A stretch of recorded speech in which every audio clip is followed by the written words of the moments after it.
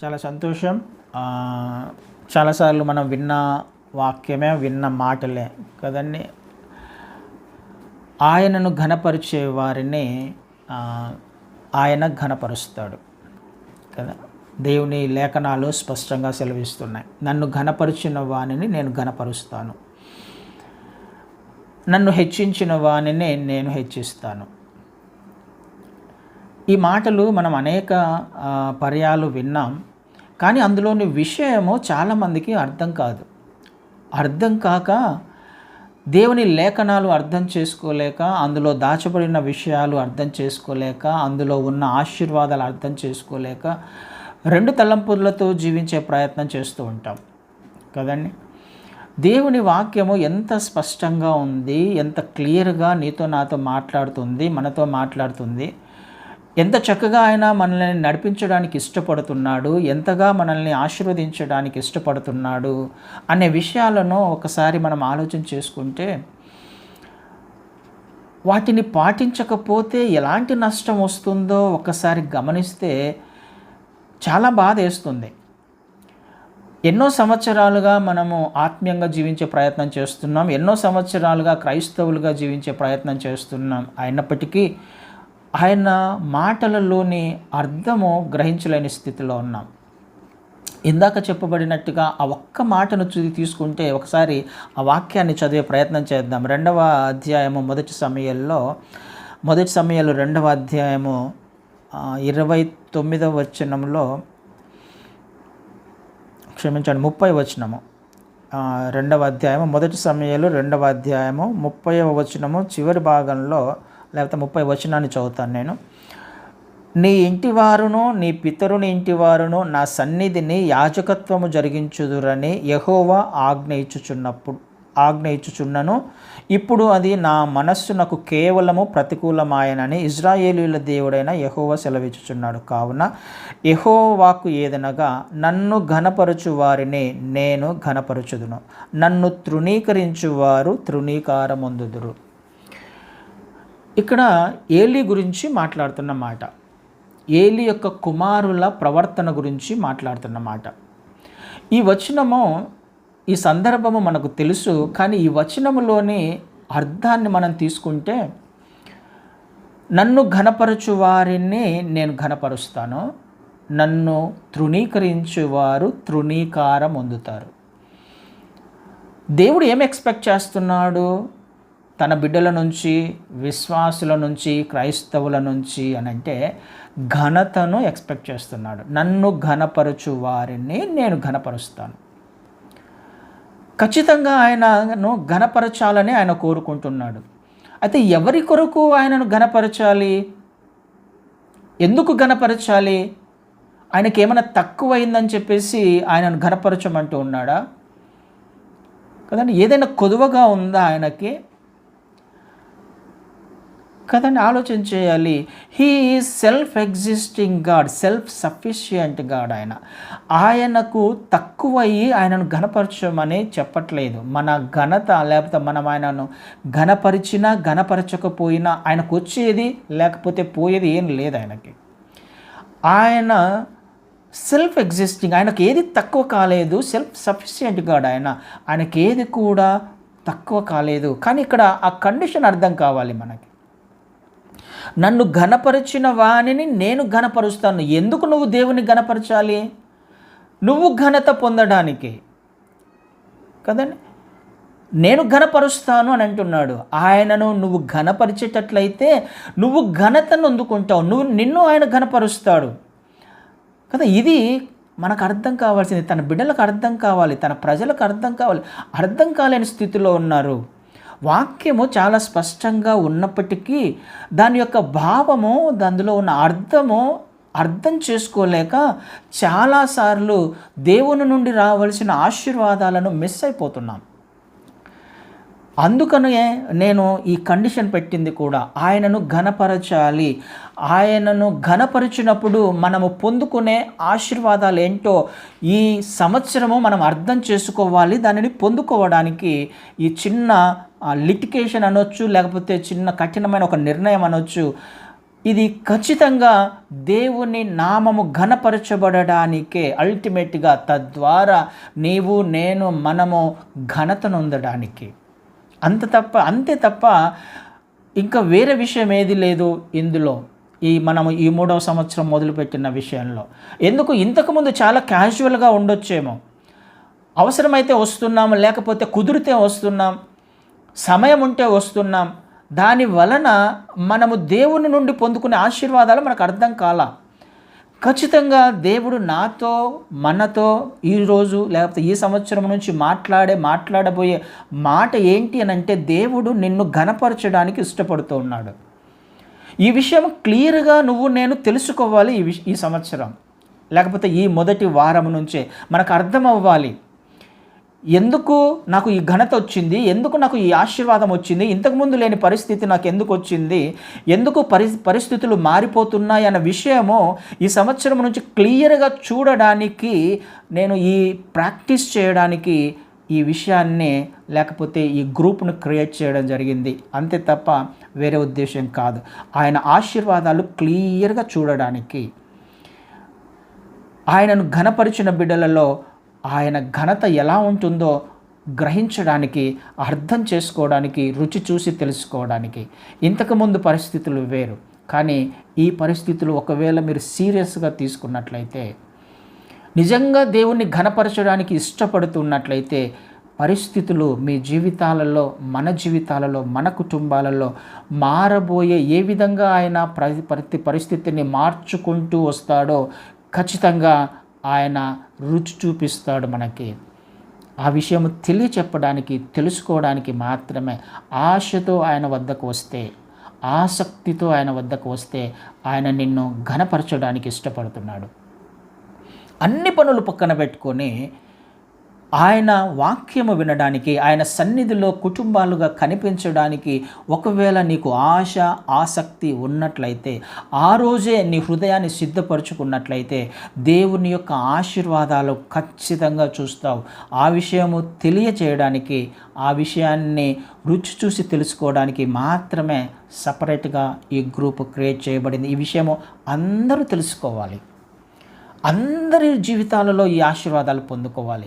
ఆ ఉద్దేశము మాత్రమే, అందుకొరకు మాత్రమే ఆయనకు మొదటి ప్రాధాన్యత ఇచ్చినప్పుడు, ఆయన కొరకు సిద్ధపడుతున్నప్పుడు, మన హృదయాలను సిద్ధపరచుకుంటున్నప్పుడు జరిగే మార్పు, లేకపోతే ఆయన పరిస్థితులను అనుకూలపరిచి జరిగించే పరిస్థితులను మనము ఖచ్చితంగా ఈ సంవత్సరం నుంచి కాదు, రాబోయే వారాలలోనే మనకు అర్థమైపోతుంది.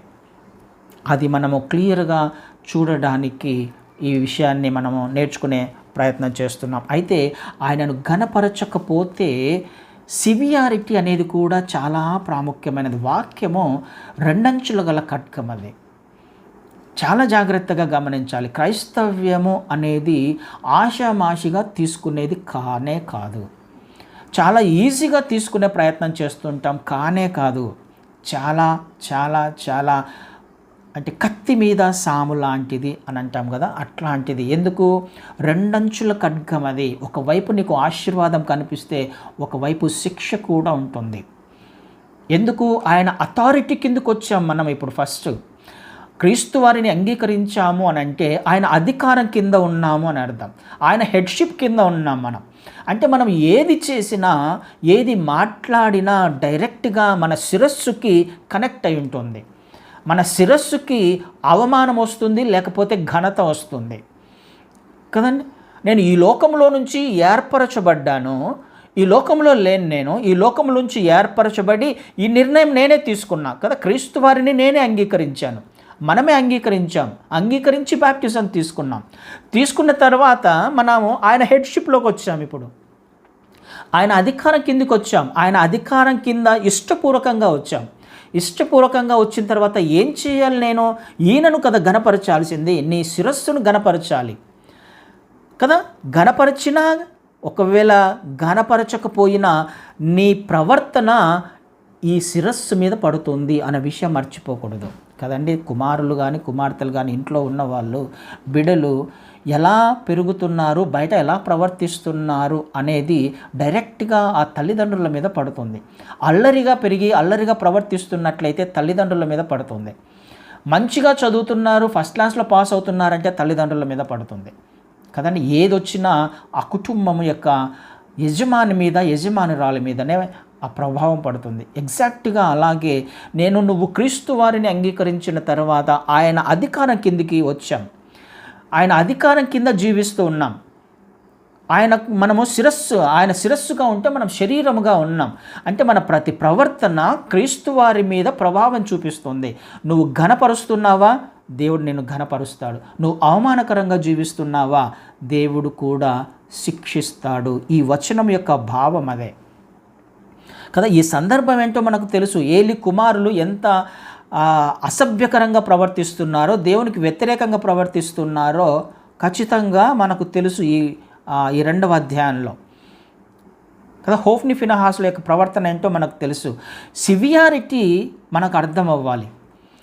ఆయనను ఘనపరచకపోతే అంటే ఇంపార్టెన్స్ ఆఫ్ లేకపోతే వర్డ్ ఆఫ్ గాడ్, దేవుని మాటకు యొక్క ఇంపార్టెన్స్ ఏంటో మనకు అర్థం అవ్వాలి కదండి. ఆయన ఏం కోరుకున్నాడు యాక్చువల్గా, నీ ద్వారా ఏమని చెప్తున్నాడు ఆయన, నా సన్నిధిని నీ పితరుని ఇంటి వారును నా సన్నిధిని యాజకత్వం జరిగించుదురని యెహోవా ఆజ్ఞ ఇచ్చి ఉన్నను.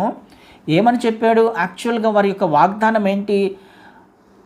ఏలికి ఒక వాగ్దానం ఉంది, ఒక ఆశీర్వాదం ఉంది. నీవు నీ ఇంటి వారందరూ కూడా నా సన్నిధిలో యాజకత్వం చేస్తారు, నా సన్నిధిలో గడుపుతారు, నా ఆశీర్వాదాలు పొందుకుంటారు. నా సన్నిధిలో గడపడం అంటే ఎంత అదృష్టం కదా, ఆయన సన్నిధిలో గడపడం అనేది. కానీ ఆ ఆశీర్వాదాలను మిస్ చేసుకుంటూ ఉన్నారు వారి కుమారుల ద్వారా. ఆయనకి ఇచ్చే ఇంపార్టెన్స్ ఇవ్వకపోతే, ఆయనను గణపరచవలసినంతగా గణపరచకపోతే దాని యొక్క సివియారిటీ కూడా ఉంటుంది కదండి. ఏమని చెప్తున్నాడు ఆయన? నన్ను గణపరిస్తే నేను గణపరుస్తాను మిమ్మల్ని, కానీ మీరు నన్ను గణపరచలేదు. కాబట్టి ఏం చెప్తున్నాడు? అందులో ఉన్న సివియారిటీ ఏంటి, అందులో ఉన్న పనిష్మెంట్ ఏంటి?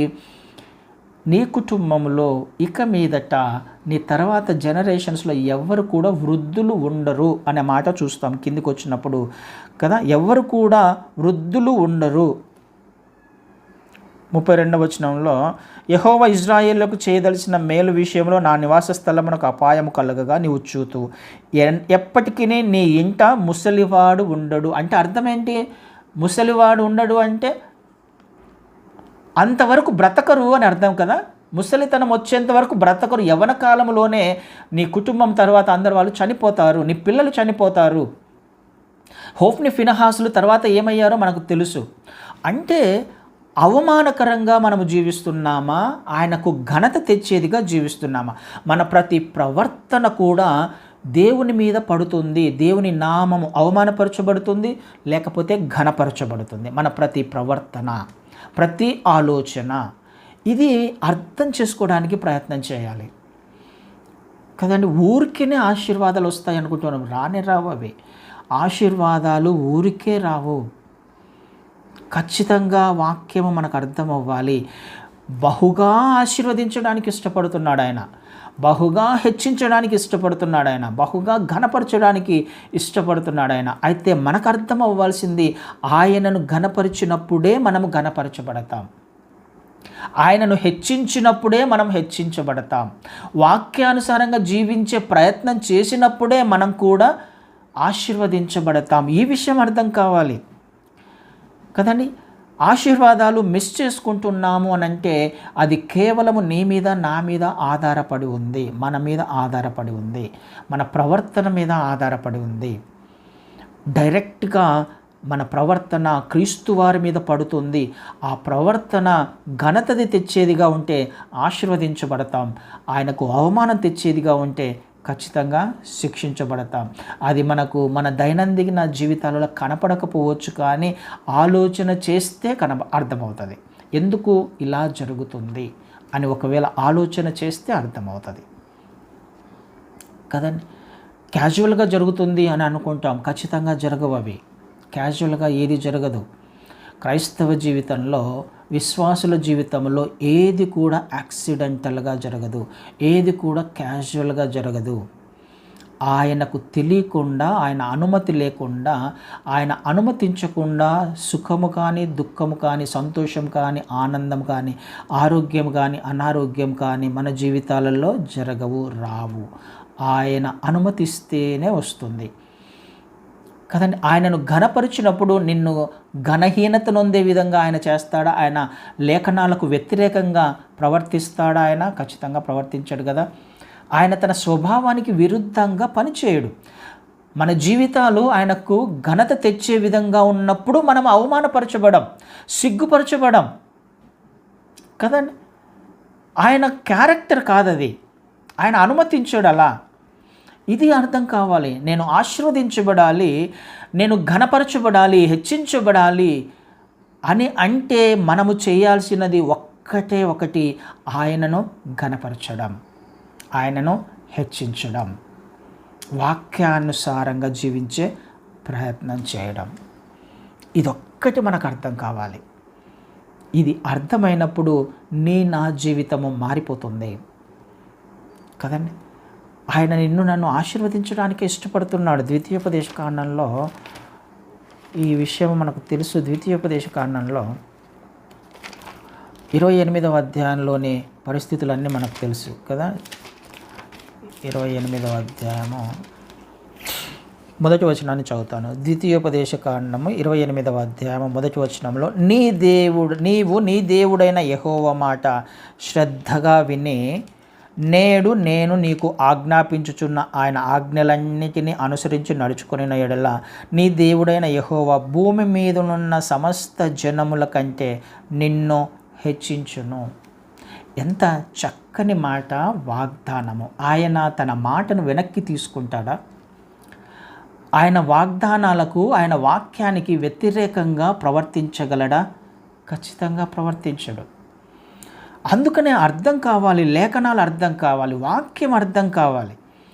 ఆయన మాటను శ్రద్ధగా విన్నప్పుడు, ఆశతో ఆసక్తితో విన్నప్పుడు నిన్ను సమస్త జనముల కంటే ఎంతో ఘనంగా హెచ్చించడానికి ఆయన ఇష్టపడుతున్నాడు కదా. నేను చెప్తున్నాను ఈ మాట, లేఖనాలే సెలవిస్తున్నాయి, దేవుడి మాట ఇది.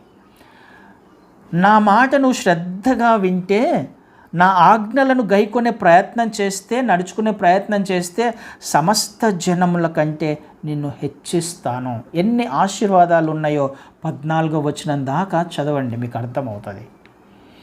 ఈ 14 వచనాలలో ఉన్న ఈ ఆశీర్వాదాలు రావాలి అని అంటే ఇక్కడ ఒక కండిషన్ ఉంది. ఆయన మాట శ్రద్ధగా, ఆశతో, ఆసక్తితో వినాలి. విన్నప్పుడు ఆయన తన మాటను నెరవేర్చుకుంటాడు. మరి ఇప్పుడు నేను ఆశీర్వదించబడాలి అని అంటే అందులో ఉన్న ఆశీర్వాదాలన్నీ మీకు తెలుసు, తర్వాత చదవండి. ఈ ఆశీర్వాదాలు నాకు రావాలి అని అంటే, నాకు రావాలన్నా రాకుండా ఉండాలన్నా కారణం ఎవరు? నాకు ఆశీర్వాదాలు రావట్లేదు, కారణం ఎవరు? నేనే. ఎందుకు? వాక్యానికి నేను విలువ ఇవ్వట్లా, ఆయన మాటకు శ్రద్ధ చూపించట్లా, ఆశ చూపించట్లా, ఆసక్తితో లేను నేను. అందుకని నేను ఆశీర్వదించబడట్లా కదండి. ఇది నా స్వభావము. ఇది మనకు అర్థం కావాలి. ఆయన మాట సున్నా అయినా పొల్లు అయినా తప్పిపోదు కదండి. అది మనకు అర్థం కావాలి. లేఖనాల యొక్క సారాంశం నాకు అర్థం కావాలి. దానిని గట్టిగా పట్టుకోవడం నాకు తెలియాలి. నేను ఏది మిస్ అవుతున్నాను, ఎందుకు మిస్ అవుతున్నాను? అసలు నేను క్రైస్తవుని, క్రీస్తు అధికారం కింద ఉన్నాను. ఆయన అనేక ఆశీర్వాదాలు, అనేక వాగ్దానాలు చేశాడు. ఈ వాగ్దానాన్ని నేను ఎందుకు స్వతంత్రించుకోలేకపోతున్నాను కదా? ఎందుకు రాకుంటున్నాయి నాకు? ఇది కేవలము నీ మీద, నా మీద ఆధారపడి ఉంది.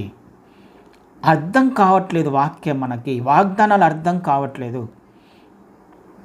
కదండి.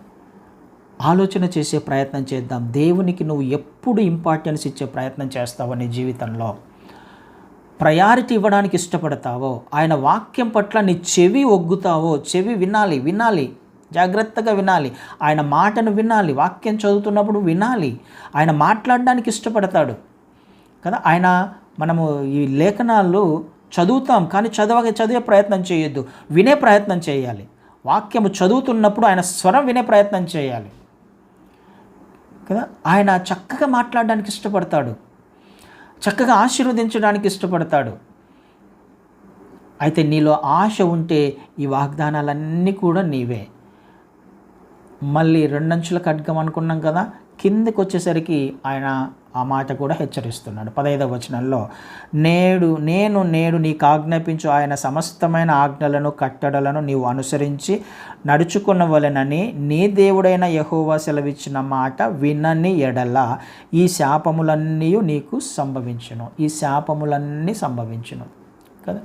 ఆశీర్వాదం ఉంది, శాపాలు ఉన్నాయి.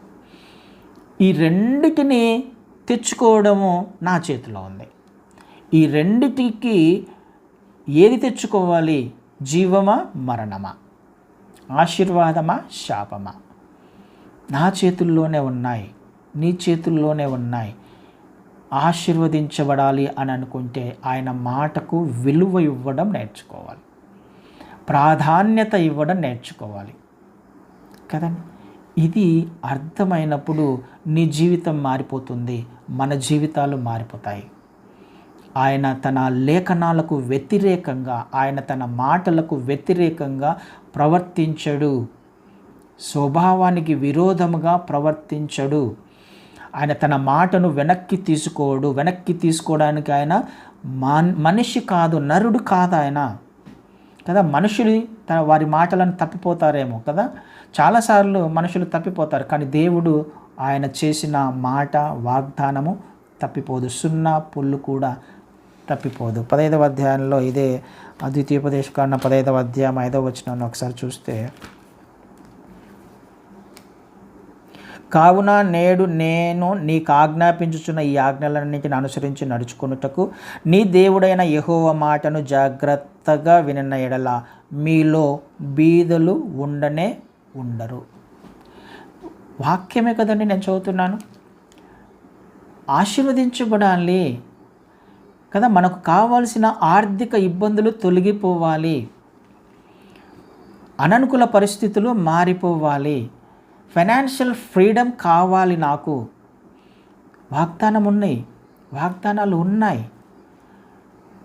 ఎప్పుడు వస్తుందంట ఇది? నువ్వు శ్రద్ధగా నా మాట వింటే కదా. జాగ్రత్తగా వినిన ఎడల మీలో బీదలు ఉండరు. దేవుని మాటేగా ఇది మనం మిస్ అవుతున్నట్టేగా. మనం ఇంకా ఆర్థిక ఇబ్బందులు పడుతున్నాము, ఫైనాన్షియల్ క్రైసిస్ గుండా వెళ్తున్నాము అని అంటే కారణం ఏంటి?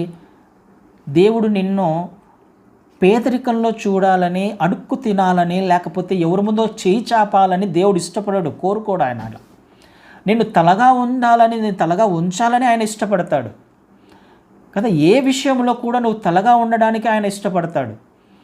అయితే చేయాల్సిన పని మాత్రం ఖచ్చితంగా ఒకటి ఉంది, ఆయన మాట శ్రద్ధగా వినాలి. బీదలు ఉండరు, నీలో ఆర్థిక ఇబ్బందులు ఉండే అవకాశమే లేదు. ఆయన మాటను ఒకవేళ మనము సీరియస్గా తీసుకున్నట్లయితే, ఆయనను ఘనపరిచే విధంగా మనం ప్రవర్తించినట్లయితే కదండి. ఈ విషయం మనకు అర్థం కావాలి. ఇదే 11వ అధ్యాయం 13వ వచనాన్ని ఒకసారి చదువుతాను. 11వ అధ్యాయంలో ద్వితీయోపదేశకాండ 11:13,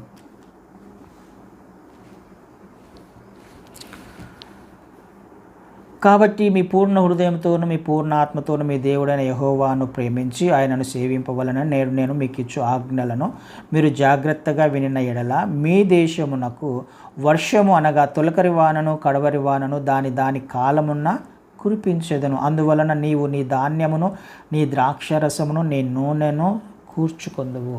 జాగ్రత్తగా వింటే తొలకరి వాన కడవరి వాన అంటే నీకు కావాల్సిన ఆహార సమృద్ధి ఉంటుంది, నీకు ఏది కొదువగా ఉండదు. ఏ సమయంలో ఏది నీకు రావాలో అది నీకు వచ్చి చేరుతుంది. ఆ సమయంలో నువ్వు ఆశీర్వదించబడతావు. ఎప్పుడు సాధ్యమవుతుంది ఇది? శ్రద్ధగా విన్నప్పుడు, ఆయనను ప్రేమించినప్పుడు, ఆయనకు ప్రాధాన్యత ఇచ్చినప్పుడు, మొదటి స్థానం ఆయనకి ఇచ్చినప్పుడు, ఆయనను ఘనపరిచినప్పుడు, ఆయనకు భయపడినప్పుడు నువ్వు భయపడినా భయపడకపోయినా, గణపరచకపోయినా ఆయనకు వచ్చేది ఏమీ లేదు. ఇది నా కొరకు అన్న విషయము నీకు మనకు అర్థం కావాలి. నేను గణపరచబడాలి అని అంటే ఆయనను గణపరచాలి. నేను హెచ్చించబడాలి అని అంటే ఆయనను హెచ్చించాలి. నేను ఆశీర్వదించబడాలి అంటే ఆయన మాట వినాలి కదండి. మన కొరకే ఇవన్నీ, వేరే వారి కొరకు, ఆయన కొరకు కానే కాదు. ఆయనకేది కొదువగా లేదు, ఆయనకేమి తక్కువగా లేదు కదా. ఈ విషయం అర్థం కావాలి. ప్రావర్బ్స్లో, సామెతల గ్రంథము 4వ అధ్యాయంలో 4వ అధ్యాయము 20 వచనాన్ని చదువుతాను. సామెతల గ్రంథము 4వ అధ్యాయం 20 వచనం. నా కుమారుడా, నా మాటలను ఆలకింపుము, నా వాక్యములకు నీ చెవి యొగ్గుము. నీ కన్నుల ఎదుట నుండి వాటిని తొలగిపోనీయకుము. నీ హృదయమందు వాటిని భద్రం చేసుకొనుము. దొరికిన వారికి అవి జీవమును, వారి సర్వ శరీరమునకు ఆరోగ్యమును ఇచ్చును. ఆయన వాక్యం ఏం చేస్తుంది? ఆయన మాట విన్నప్పుడు ఏం చేస్తుంది? సర్వ శరీరమునకు ఆరోగ్యము. అంటే మనకు అనారోగ్యం వచ్చే అవకాశం ఉందా కదా? రోగాల పాలయ్యే అవకాశం ఉందా? ఖచ్చితంగా లేదు. ఇవన్నీ ఎక్కడున్నాయి? ఈ ఆశీర్వాదం ఎక్కడుంది? నాకు ఆయన మాటలో ఉంది.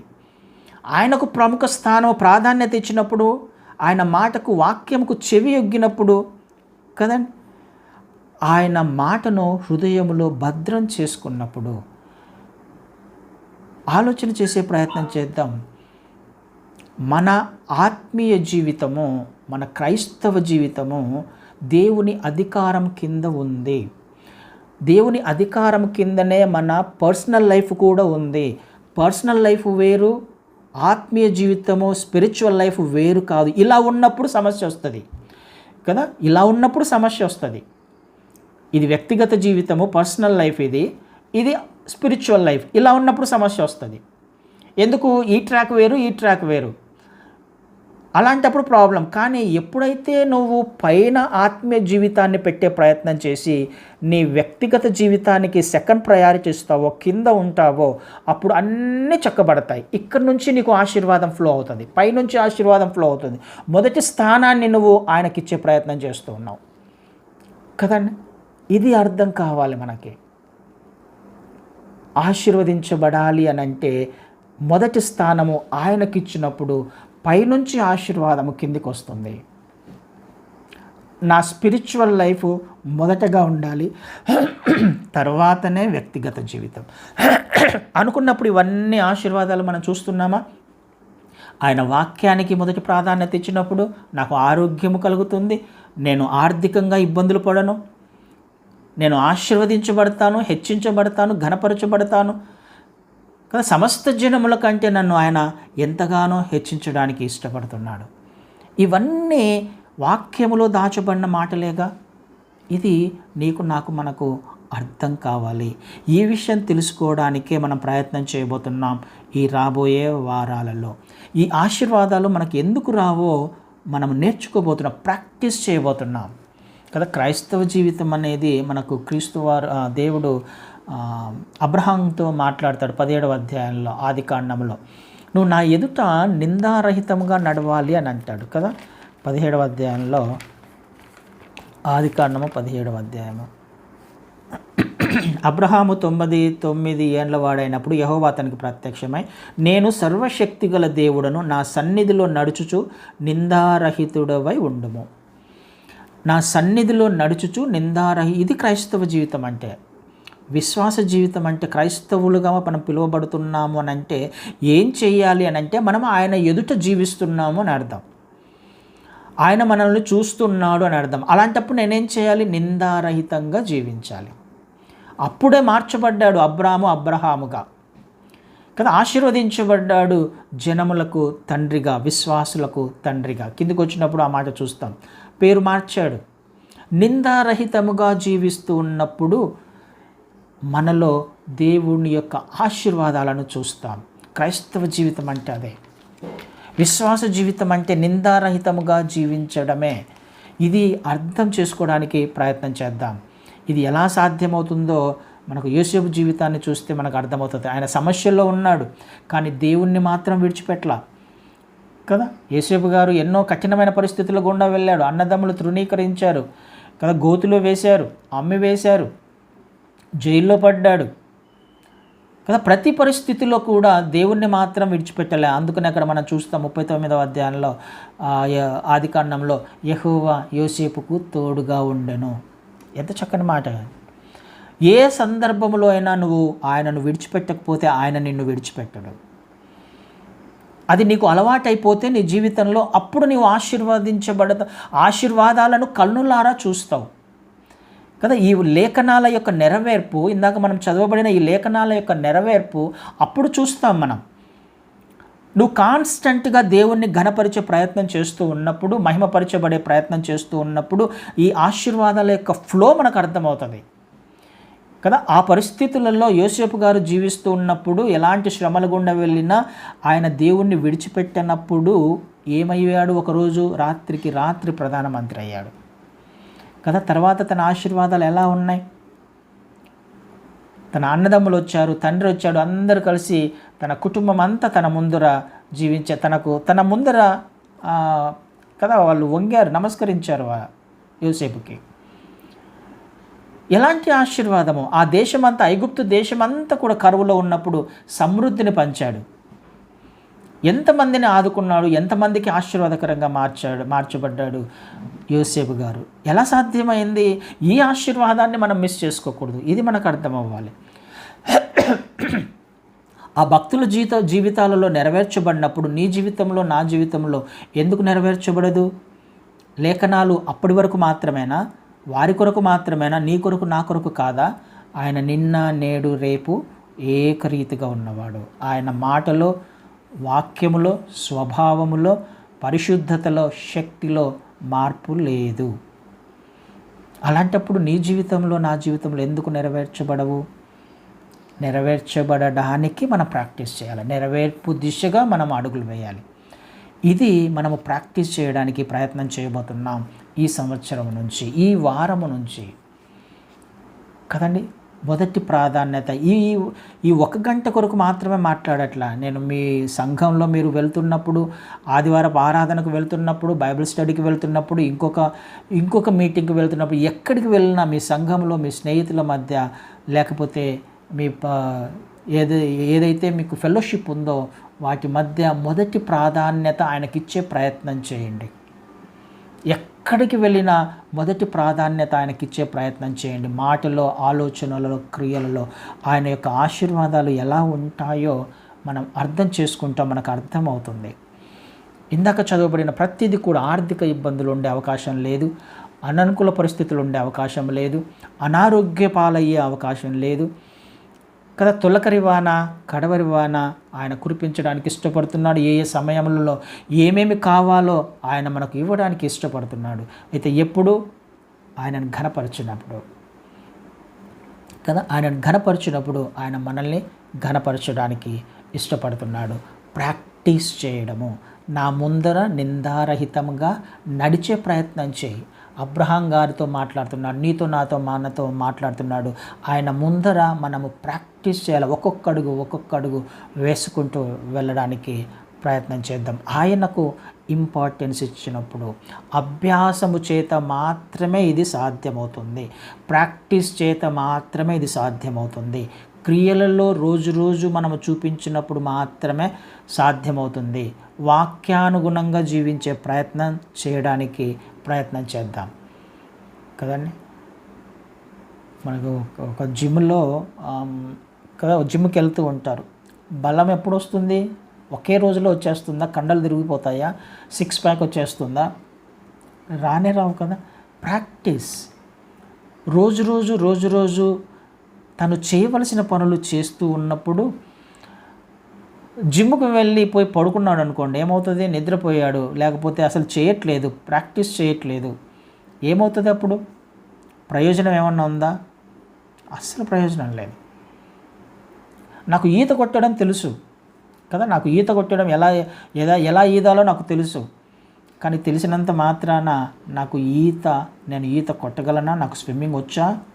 ఎలా తెలుసు? నాకు స్విమ్మింగ్ రావాలంటే తెలిసినంత మాత్రాన కుదరదు. వాక్యము తెలుసుకున్నంత మాత్రాన కుదరదు కదా. ప్రాక్టీస్ చేయాలి. స్విమ్మింగ్ నాకు ఎప్పుడు వస్తుంది? తెలుసుకున్నది ఇంప్లిమెంటేషన్లోకి వచ్చినప్పుడు, ప్రాక్టీస్ చేస్తూ ఉన్నప్పుడు. తెలుసుకున్నంత నాకు ఈత వచ్చులే, ఇలా చేస్తే సరిపోతుందిలే అని దూకాను అనుకోండి, నదిలో మునిగిపోతాను. ఇదే జరుగుతుంది మనకు. ప్రాబ్లం ఏంటి అని అంటే, వాక్యం మాత్రం తెలుసు కానీ క్యాజువల్గా జీవించే ప్రయత్నం చేస్తున్నామేమో, లైట్గా తీసుకుంటున్నామేమో ఆయన వాక్యాన్ని. మనం లైట్గా తీసుకున్నా ఆయన అధికారం కింద ఉన్నాం కాబట్టి మనం లైట్గా తీసుకుంటే రావలసిన శిక్ష మాత్రం ఖచ్చితంగా ఉంటుంది. అది మనకు ఇప్పుడు తెలియకపోవచ్చు కానీ ఒకరోజు తెలుస్తుంది. ఎందుకు జరిగిందో అనేది మన చుట్టుపక్కల పరిస్థితులను నిందిస్తూ ఉంటాం. అది అలా జరిగింది కాబట్టి ఇలా జరిగింది, అలా వాళ్ళు అలా చేశారు కాబట్టి ఇలా చేశారు, ఇలా వెళ్తున్నాం కాబట్టి రీజన్స్ వెతుక్కుంటాం ఎందుకు జరిగింది అని. ఎందుకు జరిగిందో దేవునికి తెలియదా? మన తల వెంట్రుక రాలిపోతేనే ఆయనకు తెలిసినప్పుడు మన జీవితాలలో ఏం జరుగుతుందో ఆయనకు తెలియదా? అలా ఆయన అనుమతించాడు అని అంటే అర్థం ఏంటి? ఆలోచన చేసే ప్రయత్నం చేయాలి. ఏది జరిగినా ఆయనను ఘనపరిచే విధంగా ఉండాలి. ఒకవేళ ఘనహీనపరిచే లేకపోతే అవమానపరిచే విధంగా ఉంటే ఖచ్చితంగా రెండవ సైడ్ కూడా ఉంది, రెండంచుల ఖడ్గం. అది ఖచ్చితంగా అర్థం కావాలి క్రైస్తవులకి, విశ్వాసులకి. ఆయన అధికారం కిందికి ఆల్రెడీ వచ్చేసాం మనము, ఆయన నమ్ముకున్నాము అని అంటే రెండు విషయాలు అర్థం కావాలి కదా. రెండు విషయాలు, ఈ ఎడ్జ్ అర్థం కావాలి, ఈ ఎడ్జ్ అర్థం కావాలి. ఆయన కృప అర్థం కావాలి, ఆయన పనిష్మెంటు అర్థం కావాలి కదా. ఆయన ఆశీర్వాదాలు అర్థం కావాలి, ఆయన శాపము అర్థం కావాలి. అప్పుడు మాత్రమే నేను లైట్గా తీసుకోను వాక్యాన్ని కదండి. అలా మనము రానున్న దినాలలో దేవుని వాక్యములో ఉన్న మర్మాలు, అర్థాలు, లోతైన అర్థాలు నేర్చుకుంటూ వాక్యానుసారంగా జీవించే ప్రయత్నం చేద్దాం. ఆయనను ఘనపరుద్దాం మన జీవితాలలో. ఆయన మాత్రమే నా జీవితాలలో ఘనపరచబడాలి. ఆయన మాత్రమే శిరస్సుగా ఉండాలి. ఆయన మాత్రమే మన జీవితాలకు, మన కుటుంబాలకు తండ్రిగా ఉండాలి కదా. ఆయన హెడ్షిప్ కింద మాత్రమే మనం బ్రతికే ప్రయత్నం చేసినప్పుడు ఆశీర్వాదాలు మన జీవితంలో ఫ్లో అవుతాయి. అవి మనం వాటిని చూడబోతున్నాం రానున్న దినాలలో. ఆమేన్. అట్టి కృప దేవుడు నీకు నాకు మనకు అనుగ్రహించును గాక.